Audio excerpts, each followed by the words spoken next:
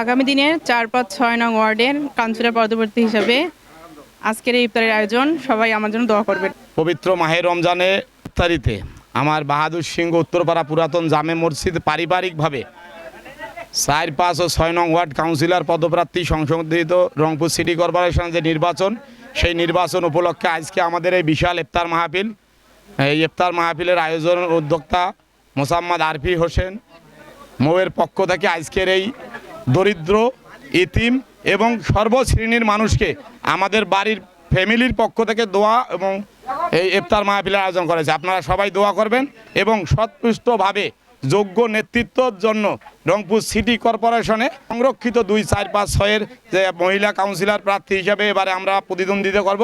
নতুন মুখ মডেল হিসাবে রংপুর সিটি কর্পোরেশন আমরা উন্নয়নের ধারাবাহিক এগিয়ে নিতে 6 নং ওয়ার্ডে আমাদের পারিবারিক অবস্থান। আপনারা সবাই জানেন যে আমরা নির্বাচনের প্রস্তুতিকালে এবারে পবিত্র মাহে রমজানের এই ইফতার মাহফিলের আয়োজন করেছি। সবাই নির্ভেজাল এবং এই 4, 5, 6 যে সংরক্ষিত মহিলা কাউন্সিলর যে ওয়ার্ডটুকু, এটাকে মডেল হিসাবে আইনের শাসন প্রতিষ্ঠার লক্ষ্যে, ন্যায্যতা এবং সততা প্রমাণের লক্ষ্যে আমাদের আজকের এই ইফতার মাহফিল। আপনারা সবাই দোয়া করবেন।